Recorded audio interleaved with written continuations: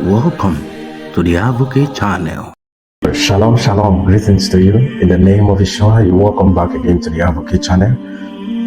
Today we are diving into a very important topic: why the Ethiopia Bible wasn't recognized. Why was it banned? Why was it not canonized? Having contained a whole lot of rich historical backgrounds that will help the Christocentric life, help the believer to thrive on the Christocentric life. I understand the migration that has occurred all through the history of our Christocentric belief. Why then was it not canonized? Why then was it not accepted? This is what we are talking about. Before we dive into the history of today, if today is your first time of seeing this video, just click the like button, comment below, subscribe, and you will be receiving an amazing content in the kingdom of God and in the kingdom of Yeshua. We are building a consciousness of Yeshua in every heart and deepening our intimacy with God and every available resources that are genuine enough to help us with this journey. We bring it to your notice. Shalom, shalom, in the name of Yeshua. Let's go to the story. All right, the Ethiopian Bible, why is it rejected by the church? Why is it necessary in the days like this? Right, now let's go right into how it all started here in the history for the matter of the Ethiopian Bible, which contains more book than most other Christian Bibles, including the book of Enoch, Jubilee, others as against the King James Version of the Bible.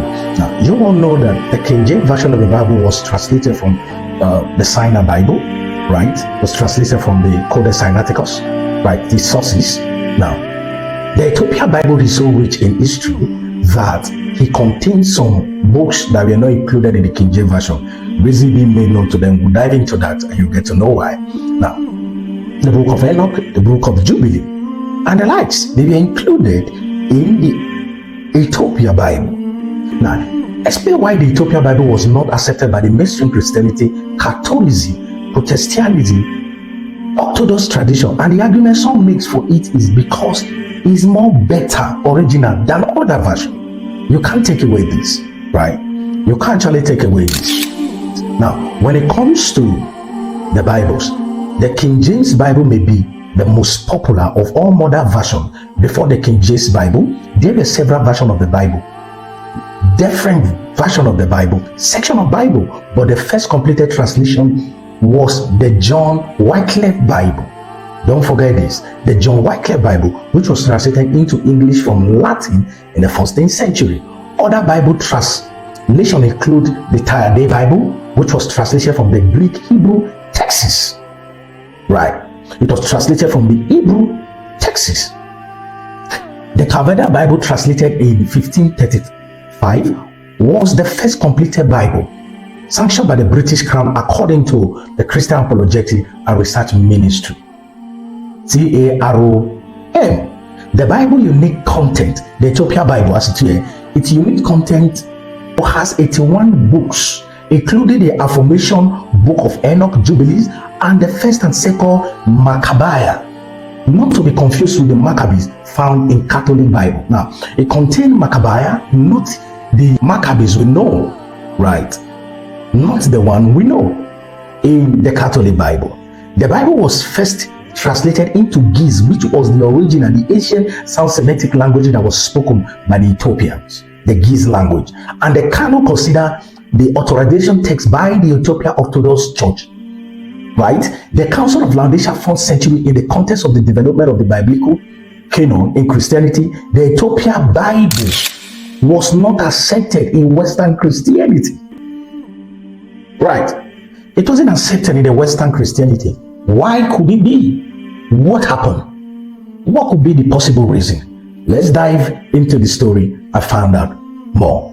So the Council of the Laodicean at about 363 to 368 AD officially include many books that were found in the Ethiopian Bible, such as the Book of Enoch.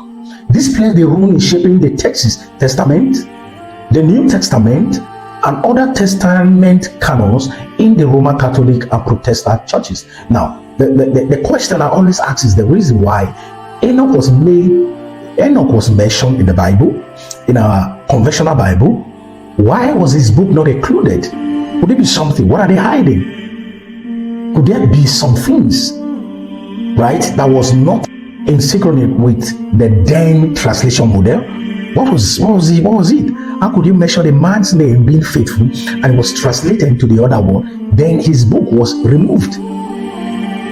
Now, if the reason being that is because the source, we cannot trust the source so well, the narration of the text is the one who wrote the text is. Now, how about the story? Can we deny the existence of the fact that Enoch translated and exited time? He went without seeing death. All right, let's continue.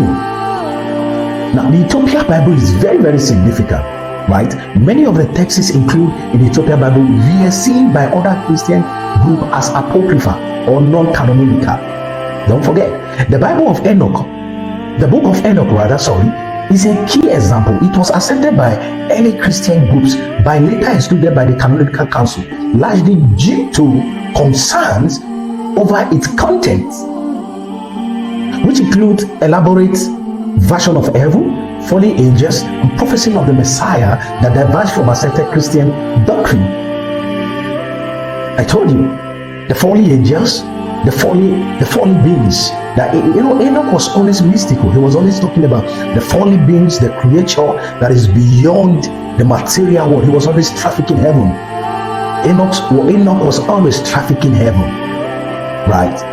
So could it be this is the reason why they remove it, because it doesn't follow the doctrine of the then church? In addition, some books in the Ethiopian canon present ideas that were consistent with the emergent Orthodox in other parts of the Christian world.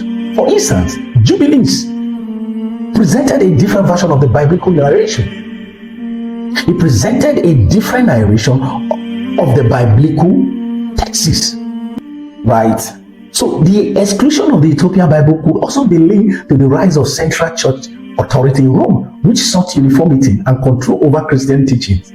Ethiopia's unique Christian tradition, with its different canon, posted a challenge to the centralized authority of the Rome and the later Roman Catholic Church. Right. This is why the Ethiopian Bible is considered better version. This is one of the reasons it's considered a better version. Why? Because of the ancient and original tradition. Advocates for the Ethiopian Bible argue that it presents the original teachings of the early church. Many of the texts that were included by later council were part of the early Christian tradition and are seen as closer to the original Jewish Christian texts. Right. Are seen as the closer to the original Jewish texts. For instance, the book of Enoch that I've said before, many scholars believe the book of Enoch offers insight into early Jewish apocalyptic, though which influenced New Testament. It presents a much more complex and detailed understanding of angelology, prophecy, and the afterlife that some consider essential for understanding the roots of Christianity. It's complete narrative. As a matter of fact, it completes every narrative that you could think of in the early church's teachings. Now, the Ethiopian Bible is also seen as offering a more complete biblical narrative, which includes important apocryphal writings that are omitted in other versions. Now, right, there are theological insights to this, right? Many of the extra books in the Ethiopian Bible contribute to a deeper understanding of the Christian theology. The book of Jubilee interprets the story of creation and gives a more detailed explanation of the laws given to Moses, which include into the early covenant relationship between God and humanity. Just as the book of Enoch expands the understanding of prophecy, particular which is figured out in the Son of Man, which is taught by some to have influenced New Testament. Right. Now, the Ethiopian Orthodox Church remains one of the oldest Christian communities in the world, and its Bible holds great cultural and religious significance in Ethiopia and the broader whole of Africa.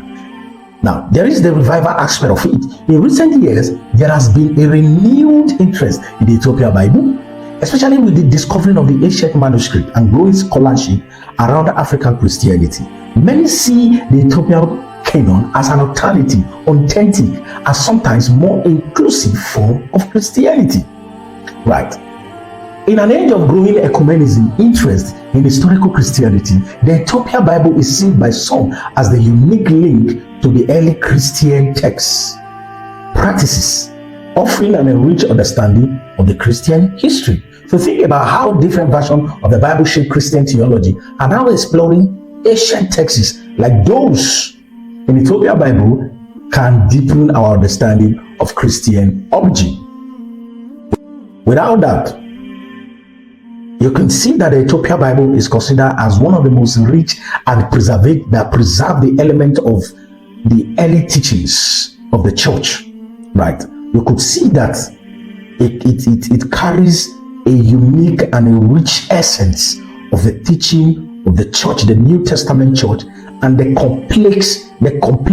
holistic picture of our Christocentric faith. I highly recommend the Ethiopia Bible as one of the renowned sources that can be trusted than many versions that we have in the world today. As Christianity has always been in Africa, as I see, Christianity has always been in Africa.